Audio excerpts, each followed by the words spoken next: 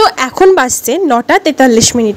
তো আমি আমার বরকে বললাম চলো আমার সাথে একটু বাজারে। বরকে বলার সাথে সাথেই বর বাইক নিয়ে রেডি। তারপর আমি আর আমার বর বেরিয়ে পড়লাম বাজারের উদ্দেশ্যে।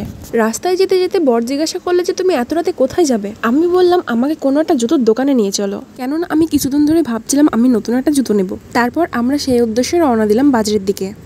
বকবক করতে করতে চলে আসলাম জুতোর দোকানে। ঢুকে আমার কয়েকটা জুতো পছন্দ হয়েছিল, কিন্তু সেগুলো আমার পায়ের সাইজে না হওয়ার কারণে আমি সেগুলো নিতে পারলাম না। তো ফাইনালি এক জোড়া জুতো পছন্দ করে আমি নিয়ে নিলাম। এরপর সেই দোকান থেকে বেরিয়ে আমরা বাড়ির দিকে রওনা দিচ্ছিলাম, কিন্তু না, বর বললো সে নাকি রেস্টুরেন্টে যাবে, কেননা তার নাকি খিদে পেয়েছে। তারপরে চলে আসলাম আমরা একটা রেস্টুরেন্টের সামনে। রেস্টুরেন্টের নাম ছিল ফ্রেন্ডস। তারপর আমরা দুজনে চলে গেলাম দোতলায়। দোতলায় যাওয়ার পর আমরা সেখানে খাবার অর্ডার দিয়ে চলে গেলাম ভিতরে।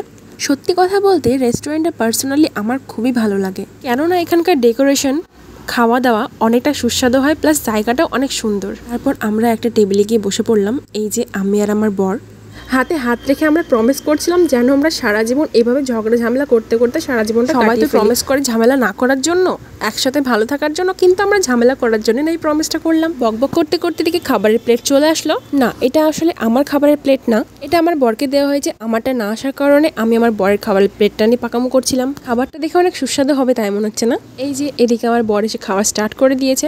অবশ্যই আমার প্লেট চলে এসেছে। এবার দেখো আমার বর রিভিউ দিবে কি করে। সেই স্বাদ।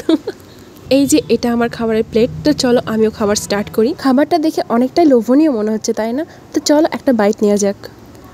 খাবার শেষ করে এবার আমরা উঠে পড়লাম। এরপর হ্যান্ড ওয়াশ করে বেরিয়ে গেলাম। তারপর অনলাইনে টাকা পেমেন্ট করে আমরা সেখান থেকে বেরিয়ে গেলাম। নিচে এসে বাইক স্টার্ট করে আমরা বেরিয়ে গেলাম বাড়ির উদ্দেশ্যে। কিন্তু আমাদের দোকানের জন্য কিছু কেনাকাটার জন্য আমার হাজব্যান্ড একটা দোকানে থামে, তারপর সেখান থেকে কিছু জিনিস নিয়ে নেয়। অ্যান্ড ফাইনালি এবার আমরা বেরিয়ে পড়েছি বাড়ির জন্যই। অনেকটা রাত হওয়ার কারণেই দোকানপাট সব বন্ধই করে দিয়েছিল, রাস্তাও অনেকটাই অন্ধকার হয়ে গিয়েছিল।